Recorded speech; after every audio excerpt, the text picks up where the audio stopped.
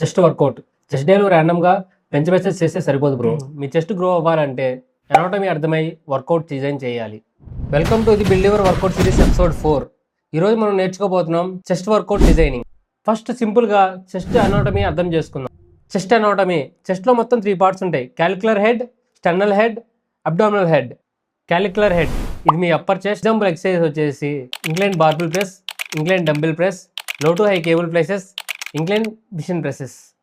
స్టర్నల్ head ఇది మీ middle chest. Exercise వచ్చేసి flat bench press, flat dumbbell press, flat dumbbell press, pushups. Abdominal head ఇది మీ lower chest. Example exercises decline barbell press, decline dumbbell press, chest dips, high to low cable flies. చాలామంది mistake ఏంటంటే same workout అందరికీ apply చేస్తారు, but గోల్ను బట్టి volume change అవ్వాలి. Fat లాస్కి calorie deficit plus high intensity, muscle గెయిన్కి progressive overload plus calorie surplus, body రీకంపోజిషన్కి intensity plus control. Next chest workout చేస్తే ర్యాండమ్గా కాదు బ్రో, ఎనాటమీని బట్టి డిజైన్ చేయి, అప్పుడు రిజల్ట్స్ కనిపిస్తాయి. లైక్ చేయండి, షేర్ చేయండి, సబ్స్క్రైబ్ చేయండి. మీ వర్కౌట్ని నెక్స్ట్ లెవెల్కి తీసుకెళ్తాం.